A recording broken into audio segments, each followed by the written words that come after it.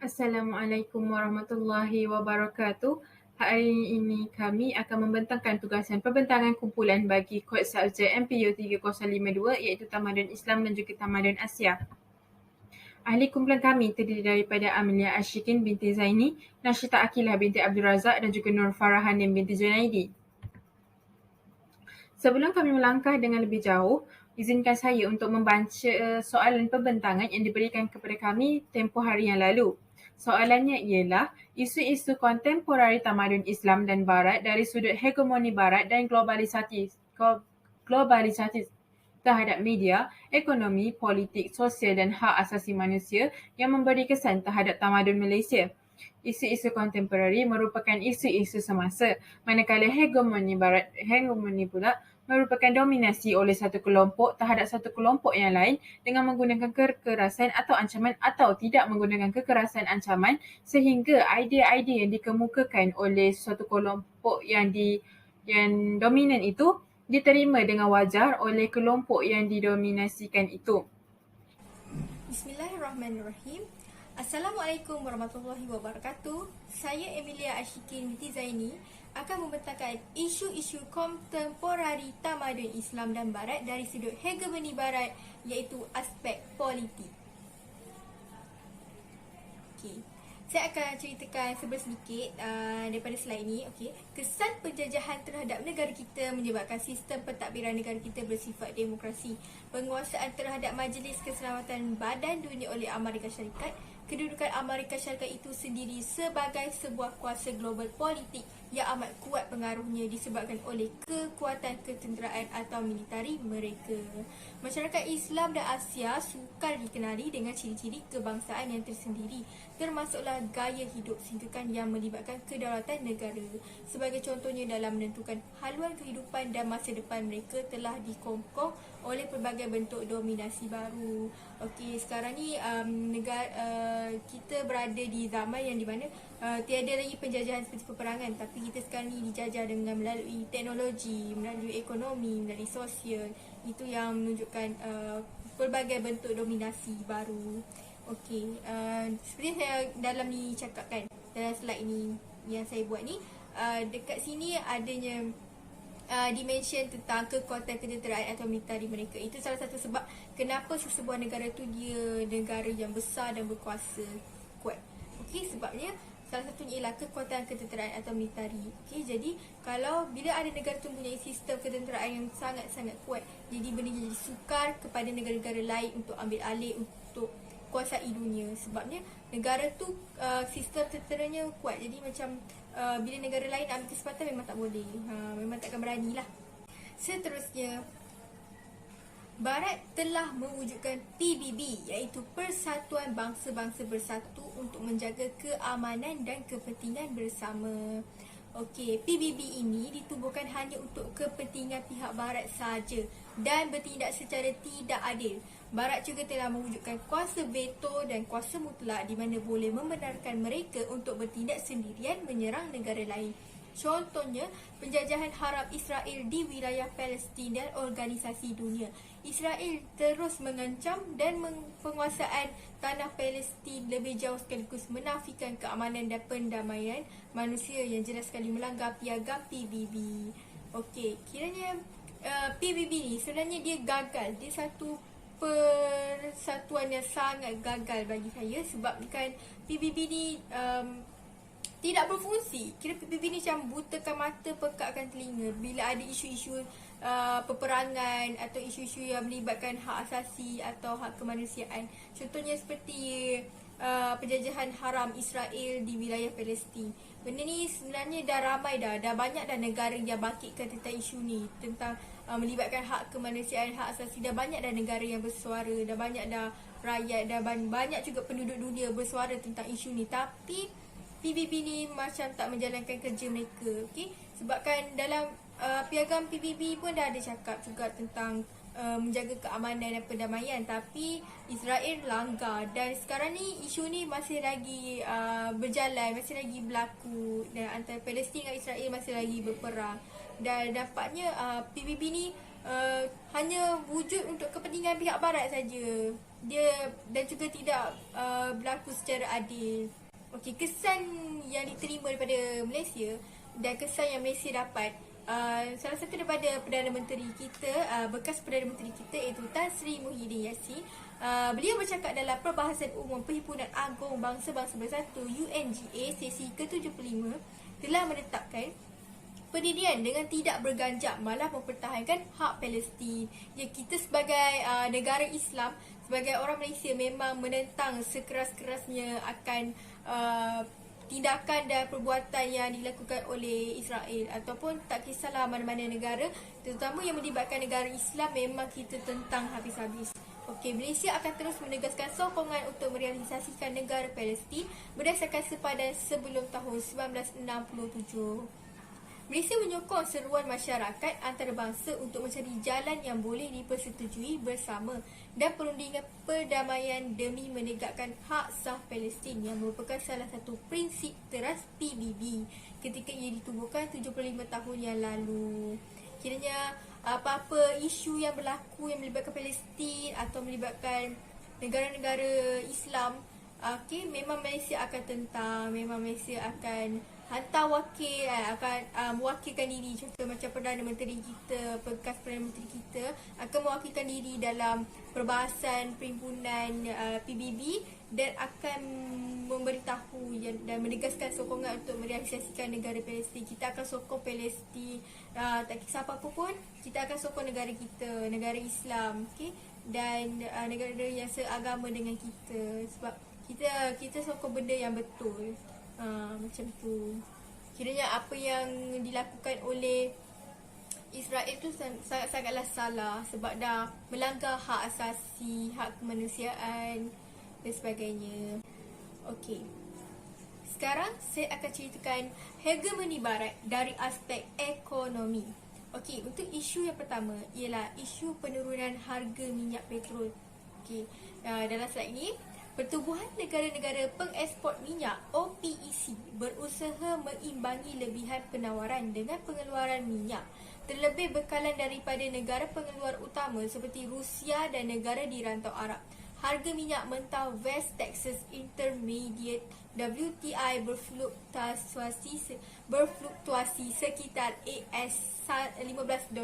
Manakala harga Brent crude berkualiti tinggi hanya mampu bertahan sekitar $20, iaitu bersama dengan RM85.23. Harga terus jatuh mencapai paras paling rendah dalam sejarah, iaitu kurang $10, RM42.61 bagi harga Malaysia. Dan iaitu bersama dengan 1 tong. Penggunaan minyak turun mendadak akibat wabak COVID-19 yang menghadkan aktiviti pengangkutan dan perindustrian. Contohnya saya boleh bagi punca salah satu daripada sebabnya isu minyak ni, harga minyak ni menurun. Salah satunya sebabkan COVID-19 lah. Bila ada pandemik COVID-19 ni, dia telah menyekat sektor ekonomi, sektor pelancongan dan sekat. Dan lagi satu, sektor pekerjaan pun sama disebabkan tak banyak kenderaan yang bergerak. Bila waktu COVID-19 kan kita kuarantin kat rumah, kita duduk kat rumah, kita takut nak keluar. Jadi kenderaan pun tak banyaklah gunanya. Macam pengguna minyak petrol pun tak akan singgah lah kat stesen minyak, tak akan gunakan minyak, tak akan guna kereta. Termasuklah macam sektor pelancongan kan, kapal terbang pun tak boleh nak bergerak kan, sebab kannya tak ada tak ada customer satu. Lepas tu ramai yang kuarantin, jadi minyak pun tak guna. Macam minyak banyak lagi, jadi buat apa nak pergi isi minyak, macam itulah. Itulah salah satunya. Dia apapun rumusannya ialah aktiviti pengangkutan. Bila aktiviti pengangkutan ni tidak berjalan, benda tu yang jadi punca minyak turun mendadak. Okey, sebabnya minyak petrol ni kan melibatkan pengangkutan. Jadi bila benda ni terjadi, ini yang memberi kesan dan menjadi isu lah. Dia menjadi isu kepada syarikat-syarikat pengeluar minyak dan negara-negara pengeluar minyak. Itu yang menjadi isu. Kalau bagi pengguna minyak, benda tu bukan satu isu pada mereka, tapi satu benda yang positif buat mereka lah. Okey, kesan kepada Malaysia. Okey, kebankrapan dalam kalangan syarikat pengeluar minyak kerana tidak lagi mampu menampung kos pengeluaran dan kos operasinya. Syarikat kecil mungkin terpaksa tutup operasi lebih awal dan membuang pekerja. Syarikat minyak mungkin terpaksa diambil alih oleh kerajaan untuk memastikan kelangsungan syarikat dan bagi mengatasi masalah sosial dan ekonomi yang lebih serius. Benda juga macam saya cakap tadi awal, isu minyak ni dia menjadi isu kepada syarikat pengeluar minyak dan negara yang mengeluarkan minyak.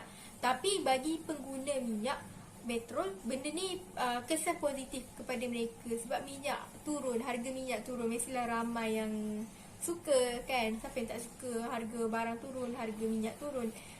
Tapi yang ingin ditekankan sekarang ni ialah kesan yang negatif buat syarikat pengeluar minyak, kerana mereka mengalami kerugian yang sangat besar dan mereka juga tak mampu nak tampung kos pengeluaran dan kos operasi.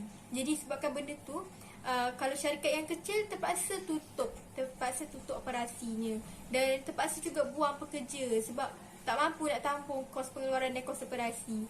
Manakala syarikat minyak ada yang sendirian berhad, yang swasta, terpaksa diambil alih oleh kerajaan. Sebabnya kalau mereka tak buat apa-apa, nanti mereka tak dapat nak melangsungkan, tak dapat menjalankan operasi perniagaan dan tak dapat income lah kan. Jadi terpaksalah bagi je lah dekat kerajaan, biar kerajaan yang ambil alih daripada tutup terus. Ada syarikat yang terpaksalah bagi kat kerajaan sebab nak atasi masalah sosial dan ekonomi ni.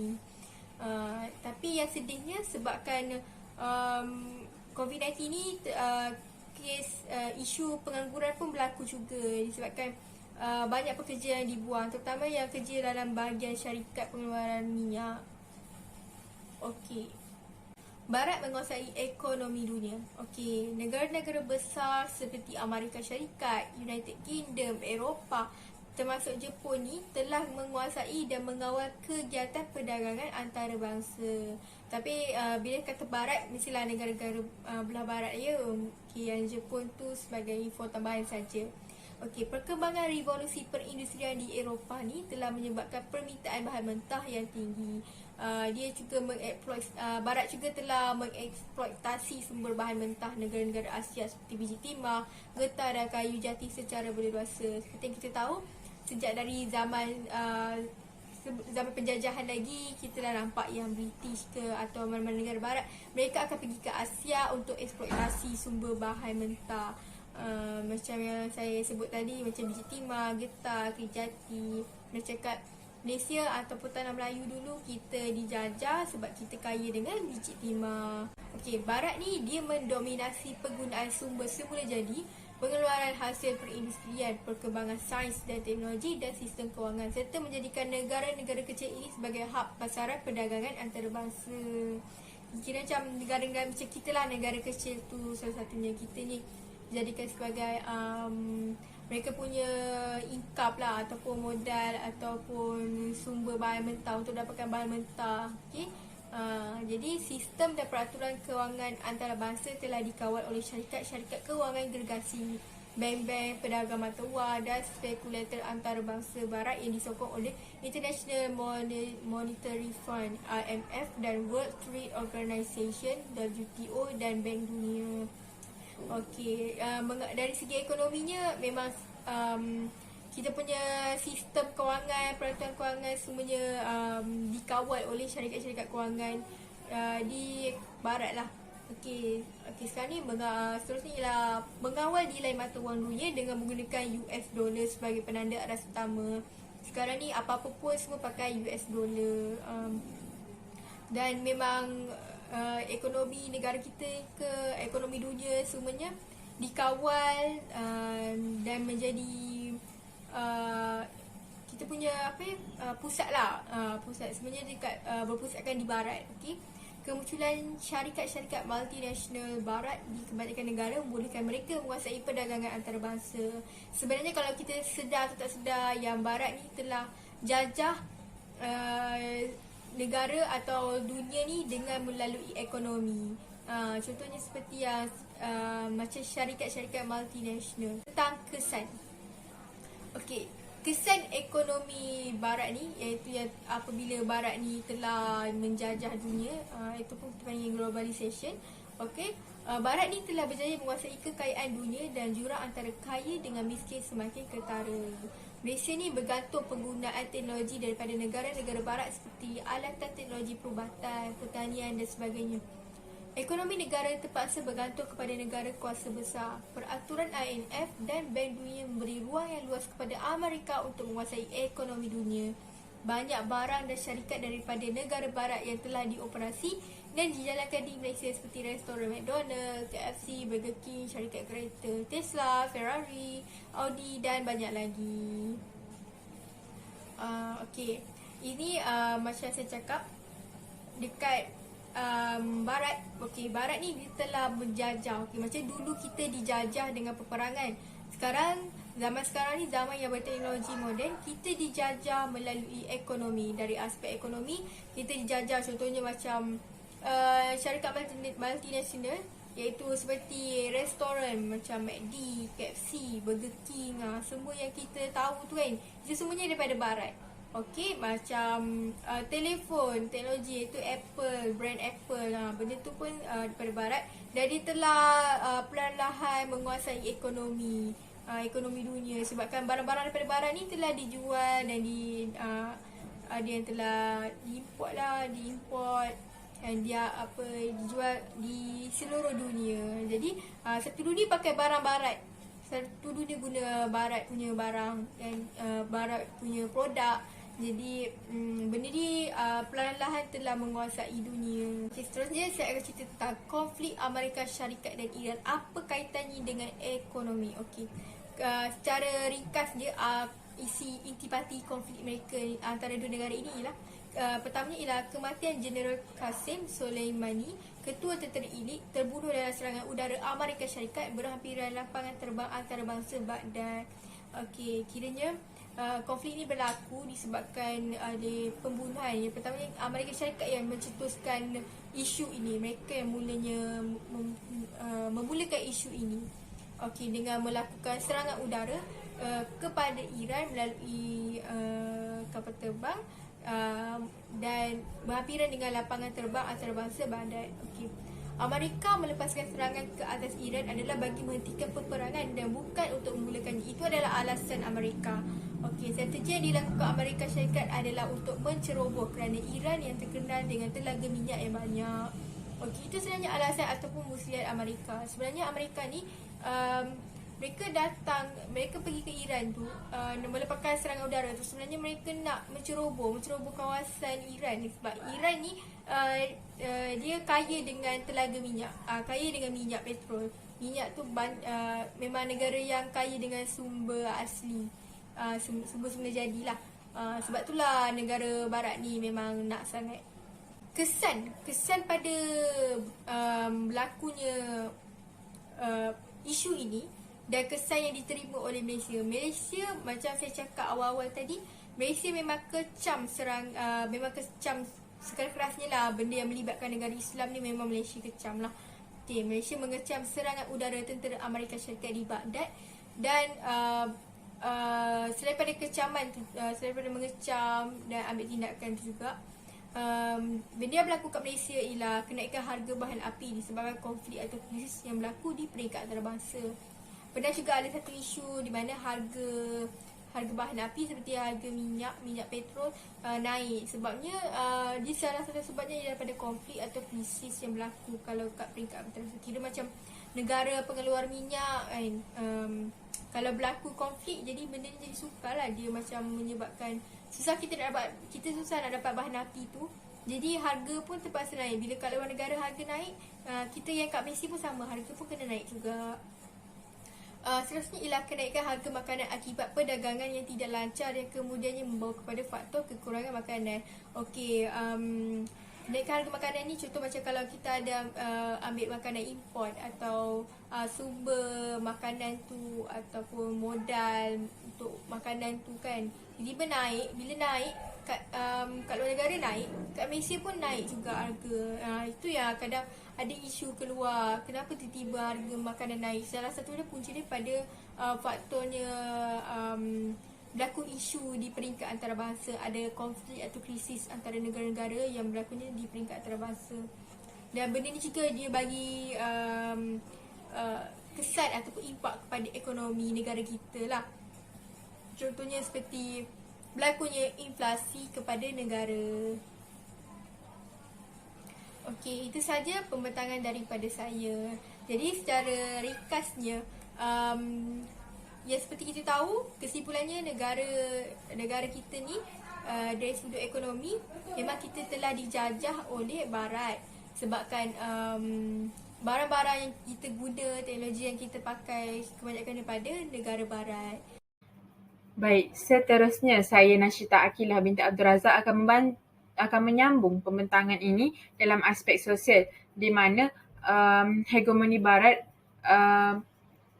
yang memberi kesan dalam aspek sosial dalam negara Malaysia. Yang pertama ialah isu LGBT. LGBT merupakan ringkasan kepada lesbian, gay, bisexual dan juga transgender. Seperti yang kita tahu, LGBT ini tersebar luas dan juga diiktiraf dan diterima oleh masyarakat-masyarakat di negara-negara barat seperti di Amerika Syarikat, di United Kingdom, di Ireland dan juga di New Zealand.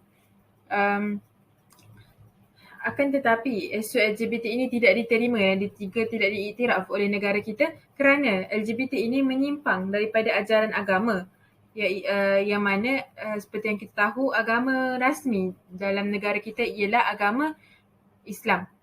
Tetapi fenomena LGBT ini telah diserap masuk ke dalam Malaysia dengan kerana dipengaruhi oleh agenda-agenda daripada kelompok LGBT ini. Contohnya seperti terdapatnya Pride Month iaitu yang diadakan pada bulan Julai di mana gerakan LGBT ini melakukan perarakan atau mempromosikan agenda mereka menerusi media sosial. Media sosial merupakan platform utama yang mereka gunakan untuk menunjukkan gaya hidup mereka, untuk mempromosikan agenda mereka untuk disebarkan, untuk ditunjukkan kepada orang ramai. Okay. Terdapat juga filem-filem barat yang mempunyai unsur-unsur LGBT, unsur-unsur yang lucah yang menyebabkan orang-orang Malaysia yang tengok filem itu terpengaruh dengan perkara-perkara seperti ini. Perkara ini memberi kesan, memberi impak yang besar terhadap negara kita. Hal ini kerana contohnya seperti institusi pendidikan juga terdapat kes yang mana melibatkan pengetua pusat tahfiz melakukan hubungan seksual terhadap 9 orang pelajar tahfiznya. LGBT ini juga terdapat yang dalam kalangan pelajar IPTA. Perkara ini boleh meruntuhkan suatu tamadun. Hal ini kerana seperti yang kita tahu, suatu tamadun ini bergantung kepada sektor pendidikan.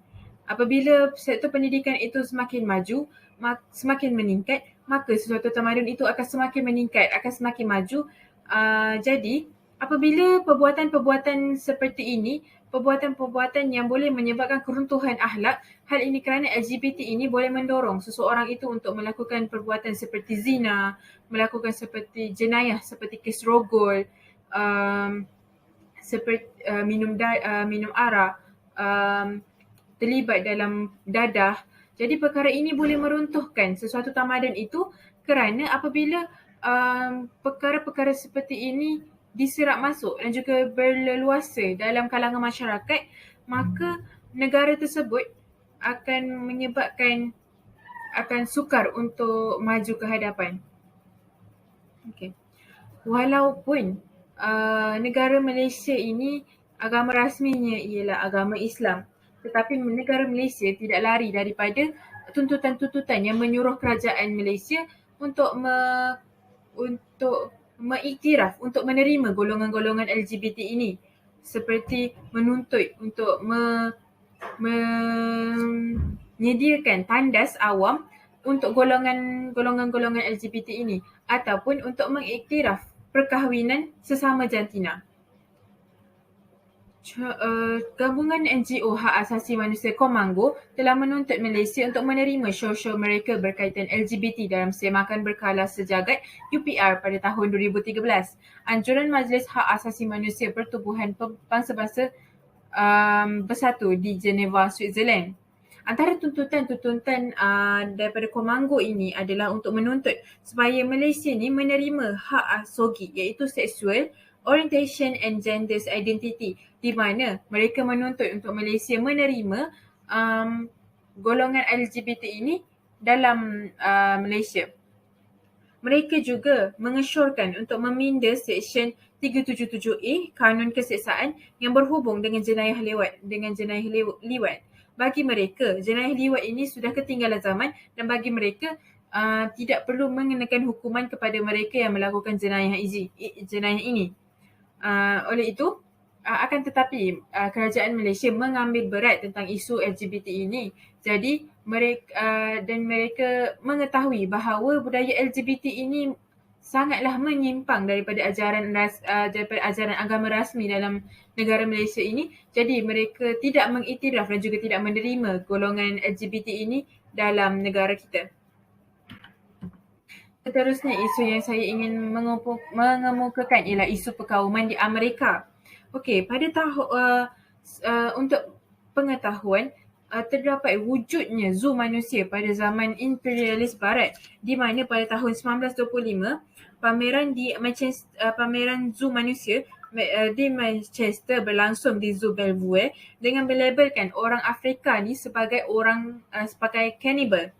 Pada tahun 1931, pameran zoo manusia ni dianjurkan oleh penganjur pameran kolonial Perancis di Paris. Zoo ini dia menarik 34 juta pengunjung. Pada ketika itu,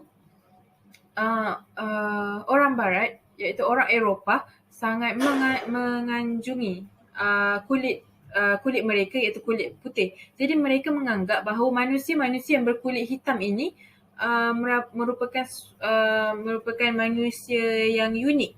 Jadi mereka melakukan perbuatan seperti menculik, mengurung, menyeksa orang-orang yang berkulit hitam ini dengan membuat pameran di mana mereka akan meletakkan manusia-manusia itu di dalam sangkar. Mereka memaki, mengutuk dan juga memperlakukan orang-orang yang berkulit hitam ni seperti binatang. Seperti gambar ini, kita dapat lihat bahawa manusia-manusia berkulit hitam ni diperlakukan seperti binatang, seperti zoo binatang yang kita kunjungi pada hari ini. Tetapi pada tahun 1931 itu juga sudah ada suara bantahan dan penentangan terhadap perkara tersebut. Okey. Jadi seterusnya kita teruskan kepada isu yang perkauman yang berlaku pada tahun 2020, iaitu yang melibatkan seorang kulit hitam yang bernama George Floyd, di mana George Floyd ini meninggal dunia akibat daripada kekerasan yang dilakukan oleh pegawai polis yang bernama Derek Chauvin, di mana pegawai polis Derek Chauvin ini dia meletakkan lututnya di atas leher George Floyd ini ketika menahan George Floyd ini kerana dituduh menggunakan duit palsu. Tetapi kekerasan daripada polis Derek Chauvin ini menyebabkan George Floyd ini meninggal kerana pegawai polis ini meletakkan lututnya menekan leher George Floyd ini sehinggakan George Floyd ini tidak dapat bernafas. Disebabkan itu, terdapat berlakunya protes besar-besaran yang dipanggil sebagai Black Lives Matter, di mana masyarakat memprotes tentang ketidakadilan dalam hak asasi manusia sebagai orang yang berkulit hitam. Jadi perkara ini berlaku daripada zaman dahulu lagi, daripada 1925 lagi sehingga kini terdapat isu-isu perkauman yang berlaku di Amerika. Jadi perkara ini memberi kesedaran kepada Malaysia, masyarakat tentang pentingnya perpaduan yang tidak mengira perpaduan dalam sesuatu tamadun itu. Hal ini kerana seperti yang kita tahu, negara Malaysia mempunyai banyak kaum, banyak bangsa, ada Cina, ada India, ada Melayu. Di situ warna kulitnya berbeza-beza. Jadi perkara-perkara seperti protes tersebut, rusuhan yang berlaku di Amerika Syarikat tersebut memberi kesedaran kepada masyarakat di Malaysia untuk bersatu padu, untuk tidak merendahkan sesama sendiri, supaya isu yang pernah berlaku di Malaysia, di Tanah Melayu pada 13 Mei 1969 tidak berlaku lagi. Okey. Seterusnya berpindah kepada hak asasi. Terdapat dua isu yang saya ingin mengemukakan, iaitu isu difference. Pada 24 Disember hingga 28 Disember 2015, berlaku satu protes yang dinamakan sebagai 2015 Korkisan Protest, di mana tempat ibadah orang Islam dan Al-Quran dibakar oleh korsikan nasionalis. Difference, terdapat gerakan anti-Islam ataupun Islamfobia atau anti-Islam yang ingin mengusir masyarakat-masyarakat Islam yang berada di France pada ketika itu.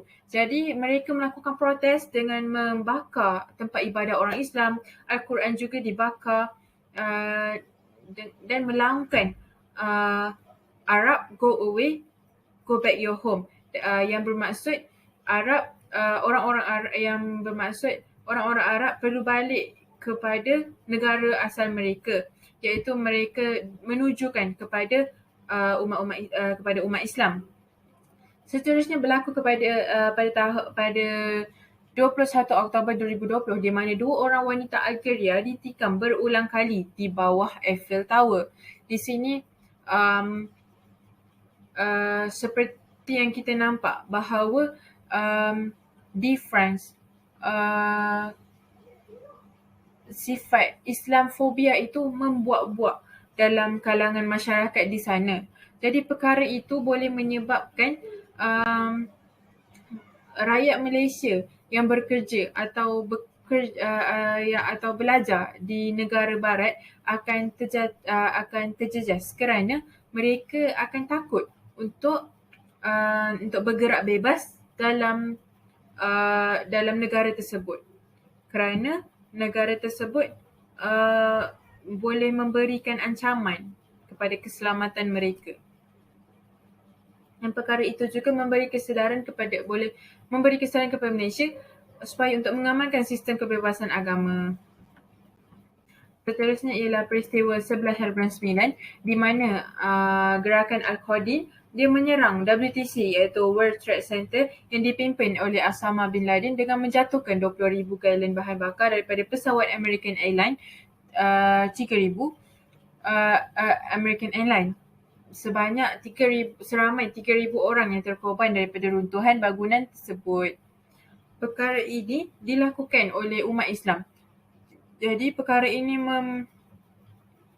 memberikan satu kebencian kepada masyarakat yang bukan Islam kepada orang Islam.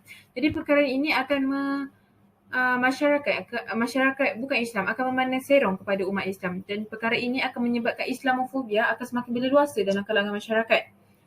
Islamofobia ini merupakan perasaan takut, benci dan prejudis ke atas agama Islam dan penganutnya.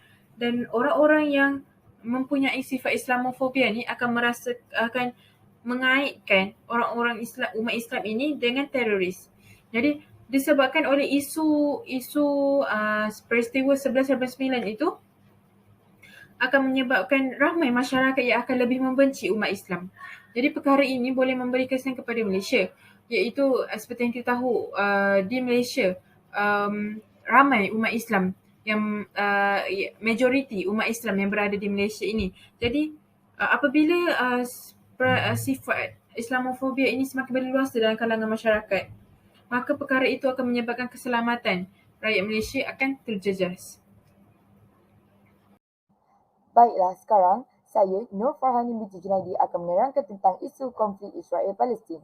Untuk pengetahuan semua, isu konflik antara Israel dan Palestin ini telah memberikan kesan kepada Malaysia dalam dua aspek, iaitu sosial dan media. Umumnya, sudah diketahui bahawa konflik antara Israel dan Palestin merupakan satu pertikaian yang telah berlaku selama 60 tahun sehinggalah ke hari ini. Salah satu faktor utama yang mempengaruhi perebutan kuasa untuk menakluk bumi Palestin ini adalah kedudukan geografinya yang sangat strategik, meliputi kawasan yang luas serta tanahnya yang subur. Malah, Palestin juga telah ditakluk sebanyak 30 kali dalam sejarah dunia dan melangkau lebih kurang 5,000 tahun. Manakala Israel pula merupakan sebuah negara yang terletak di pinggir Laut Mediterranean yang terletak di Asia Barat. Sehingga kini, rakyat Palestin masih ditindas dan dibunuh dengan kejam oleh Zionis Israel tanpa belas kasihan dan simpati. Sekarang, saya akan terangkan kesan konflik tersebut dari aspek sosial. Sebenarnya, kesan konflik Israel-Palestin ini telah memberikan impak yang mendalam terhadap isu pendidikan di negara kita kerana pelajar-pelajar di Malaysia mudah terpengaruh dengan agenda serta ideologi yang disampaikan oleh negara luar mahupun melalui media massa tanpa menghiraukan hakikat bahawa umur mereka tidak layak untuk membincangkan hal-hal sebegini. Perkara ini secara tidak langsung mendorong mereka untuk melibatkan diri dalam isu ini dan membawa fahaman masing-masing yang akhirnya akan membawa kepada perbalahan. Hal ini demikian kerana terdapat segelintir pelajar yang bertindak untuk menyokong pihak Israel dan sesetengah pelajar menyokong Palestin atau Gaza. Sekiranya mereka melibatkan diri secara aktif dalam isu-isu sebegini, sama ada melalui perhimpunan atau perbalahan menerusi laman sosial, pelajaran mereka pastinya akan terjejas. Perkara ini dapat dibuktikan melalui peristiwa yang terjadi pada tanggal 3 Ogos 2014 di mana seramai lebih daripada 50,000 rakyat Malaysia termasuk pelajar-pelajar universiti, tempatan, golongan wanita serta kanak-kanak melibatkan diri dalam satu perhimpunan yang bertujuan untuk menunjukkan sokongan terhadap Palestin, anjuran pertubuhan Viva Palestin dan Aqsa Syarif di dataran merdeka. Lebih turut lagi, sekiranya para mahasiswa sanggup menyertai militan pengganas dan menggunakan nama Islam hanya untuk mendapatkan jihad. Perkara ini tidak sewajarnya berlaku dan perlu ditangani dengan segera kerana penglibatan pelajar-pelajar negara Malaysia yang terdiri daripada pelajar sekolah menengah dan pelajar universiti ini akan menjejaskan pencapaian pendidikan di Malaysia kerana asyik-asyik harapan negara pada masa kini terus dipengaruhi oleh isu semasa yang berlaku di dunia luar sehingga mengabaikan pelajaran. Baiklah, sekarang saya akan huraikan kesannya dalam aspek media. Okey, melalui pemerhatian saya terhadap kejadian tersebut, pihak Israel telah menyebarkan agendanya dengan membuat berita dan menyebarkan berita tentang mereka adalah pihak yang diserang oleh Palestin. Sedangkan perkara yang sebenar ialah mereka merupakan pihak yang diserang oleh Palestin. Malahan, terdapat banyak negara-negara barat, terutamanya negara-negara yang anti-Islam, mempercayai perkara tersebut secara tidak langsung memberi pandangan hina terhadap pihak Palestin, malah menyokong pihak Israel. Perkara ini telah memberi pengajaran kepada rakyat Malaysia dan menjadi tauladan kepada rakyat Malaysia supaya tidak menyebarkan perkara yang tidak sahih serta tidak dipastikan kesahihannya, serta jangan mudah percaya kepada berita-berita yang belum dipastikan kesahihannya juga. Okey, berkaitan dengan isu konflik Israel dan Palestin pada Mei 2021 tersebut juga, rakyat Malaysia telah menunjukkan sokongan yang jitu terhadap pihak Israel, terutamanya melalui media sosial. Namun, perkara ini telah memberi impak dan menyebabkan rakyat Israel terjentik dengan perbuatan tersebut. Sebagai contoh, Ido Daniel yang merupakan rakyat Israel telah membuat postingan di aplikasi Twitternya bahawa dia menyertai ramai rakyat Malaysia, kebanyakan rakyat Malaysia mengkeji perbuatan tindakan kerajaan mereka dan menyokong pihak Palestin. Hal ini menyebabkan berlakunya perbalahan yang lebih teruk lagi dalam media sosial antara pengguna Israel dan Malaysia. Sebagai contoh, telah berlaku beberapa perdebatan antara pempengaruh atau lebih dikenali dalam bahasa Inggerisnya influencer Malaysia dan Israel, antara influencer Malaysia dan Israel. Salah satu yang telah menjadi buah mulut rakyat Malaysia ialah perdebatan dalam siaran langsung di Instagram antara pempengaruh yang bernama Caprice dan wanita Israel sehingga memperoleh ribuan penonton. Hal ini secara tidak langsung telah menyebabkan Malaysia dikenali sebagai negara yang memperoleh tempat kedua bagi cyberbully. Tambahan pula, terdapat kabar berita yang mengatakan risiko bagi Malaysia diserang oleh Israel juga tinggi kerana telah melakukan campur tangan dalam konflik Israel dan Palestin. Konflik yang seterusnya ialah konflik etnik yang terjadi di Myanmar. Konflik ini bukan sahaja telah memberi impak kepada pembangunan dan pembaharuan di beberapa buah negara Asia Tenggara, malah turut memberi kesan kepada pendidikan di Malaysia itu aspek sosial lah. Ramai pelarian Rohingya yang pada asalnya merupakan penduduk Myanmar telah digugurkan kewarganegaraannya. Hal ini berpunca daripada perlembagaan yang sering dipindah dan pemerintahan yang sering ditukar ganti ekoran bermulanya konflik dengan Akta Warga Asing tahun 1864 sehingga terbentuknya Undang-Undang Kewarganegaraan Burma 1982. Tiada sebarang peruntukan undang-undang yang jelas dalam perlembagaan yang digumbal ini. Malah British turut menafikan hak orang Rohingya untuk menjadi sebahagian daripada warga Myanmar. Contohnya terdapat dalam Akta Kewarganegaraan Kesatuan 1948. Permulaan bait-bait penindakan secara keras tentang kewarganegaraan orang Rohingya di Myanmar telah berlaku sejak Myanmar diperintah oleh rejim tentera yang menakluk kuasa pemerintahan sivil pada tahun 1962. Terdapat sebanyak beribu-ribu penduduk yang terpaksa berpindah malah berhijrah dan menjadi penduduk tetap di Malaysia secara tidak langsung mengakibatkan negara kita menjadi tempat lambakan warga asing. Hal ini terjadi sebab kita merupakan sebuah negara yang pesat membangun. Ramai masyarakat Islam serta sebuah negara yang dipacu kekukuhan ekonomi dan kestabilan politik secara tidak langsung. Perkara ini mampu menarik perhatian jutaan migrasi pendatang asing tanpa izin. Penghijraan etnik Rohingya dari Myanmar ini menjadikan mereka dikenali sebagai masyarakat pelarian. Terdapat satu kajian yang dijalankan membuktikan bahawa kemasukan pendatang asing tanpa izin ini telah memberikan pelbagai masalah kepada negara kita.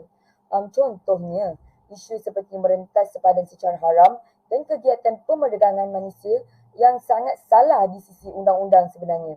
Perkara ini akibatkan kerajaan Malaysia terpaksa melaksanakan tanggungjawab sosial dengan menerima pelarian Rohingya ni. Namun, Myanmar tidak sedikit pun menghiraukan tentang nasib rakyat mereka serta isu yang membelenggu negara kita sampai hari ini. Konflik ini telah menjumbangkan kesan-kesan negatif kepada aspek pendidikan dan sosial di negara kita.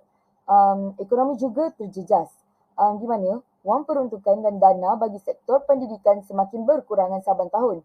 Malah, masih terdapat sekolah-sekolah di luar bandar yang diabaikan dan tidak mendapat perhatian secukupnya oleh pihak kerajaan dari aspek peruntukan dana untuk menaik taraf pembangunan pendidikan. Contohnya, banyak sekolah di luar bandar maupun di bandar yang tidak mempunyai kemudahan asas seperti akses internet dan keselesaan mereka juga kurang memuaskan. Hal ini demikian kerana pengaliran wang kini lebih disalurkan untuk membiayai kemasukan orang Rohingya dan warga asing dari segi tempat tinggal, di samping untuk menyediakan peruntukan membuat permit yang sah untuk mereka. Namun, sejak kebelakangan ini, orang Rohingya telah menuntut hak kerakyatan dan hak pendidikan yang sama di Malaysia. Malahan, pertambahan bilangan orang Rohingya dan warga asing juga telah menyumbang kepada peningkatan kes jenayah negara seperti kes jenayah samun dan rompakan.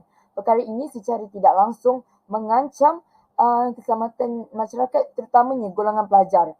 Bilangan penduduk Rohingya yang ramai juga mengakibatkan banyak wang dikeluarkan oleh kerajaan untuk menampung keberadaan mereka. Impaknya, pendidikan di Malaysia menjadi semakin mundur dan tidak maju berkembang. Begitu juga dengan ekonomi Malaysia yang semakin terjejas. Selain itu, isu pemberontakan yang tercetus pada 15 Mac 2011 di Syria masih belum dijumpai jalan penyelesaiannya sehingga sekarang. Antara bandar-bandar utama Syria yang terlibat dalam konflik ini ialah Damsyik, Aleppo, Homs, Daraa, Deir ez-Zor dan Latakia. Wujudnya konflik ini kerana ketidakcekapan pemerintah dalam sistem pentadbiran di mana pemerintahannya menggunakan sistem kediktatoran yang kejam dan mengaplikasikan kekerasan sehingga mengakibatkan rakyatnya menderita. Penyalahgunaan kuasa di bawah pimpinan kerajaan Bashar al-Assad ini telah menyedarkan rakyat Syria untuk bangkit dan menentang pihak pemerintah yang tidak berperi kemanusiaan itu.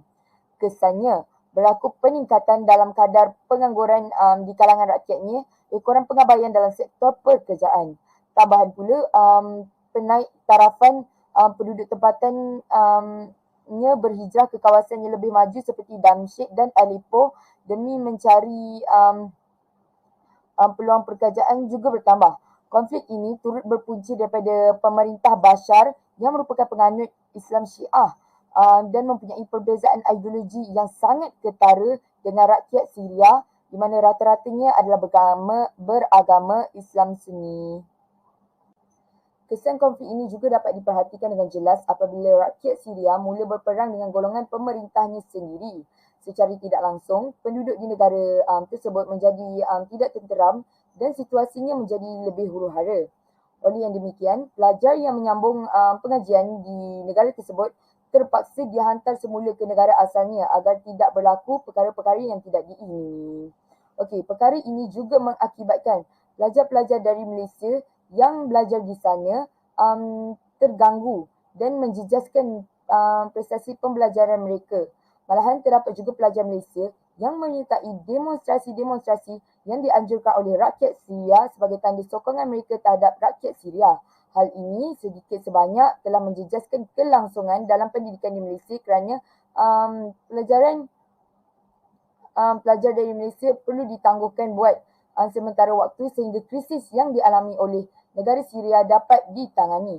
Tambahan pula, terdapat besar kemungkinan bahawa Kementerian Pendidikan Malaysia akan menambah skop subtopik Revolusi Arab dalam mata pelajaran sejarah agar masyarakat Malaysia dapat peka dan mengambil iktibar daripada konflik ini bahawa kesejahteraan negara tidak dapat dituntut menggunakan kekerasan. Sebaliknya, perkara sebegini sebenarnya menyeksa rakyatnya sehingga mampu mengundang kemudaratan seperti pertumpahan darah dan sebagainya. Sudah terang lagi bersuluh, konflik di Syria turut memberi kesan kepada sistem pendidikan dan sosial di Malaysia. Secara keseluruhannya, dapat disimpulkan bahawa konflik politik adalah perkara biasa yang kerap berlaku dalam masyarakat di seluruh pelosok dunia. Percaturan politik dan konflik dunia semasa telah mewujudkan pelbagai isu global dan banyak memberi kesan terhadap pelbagai aspek dalam Malaysia di samping memberikan pengajaran kepada penduduk dunia termasuklah negara kita. Konflik dan perbezaan ideologi pastinya tidak dapat dielakkan lagi selagi manusia mempunyai kebebasan berfikir, memberikan pendapat dan menentukan matlamat hidup masing-masing. Oleh yang demikian, semua rakyat Malaysia perlulah bekerjasama dan bersatu padu baur dengan tebing agar sebarang konflik dapat dielakkan dengan berkesan demi menjamin kesejahteraan serta keharmonian hidup supaya masyarakat Malaysia mampu menjadi sebuah negara yang maju dan aman damai. Sekian, terima kasih dari kami.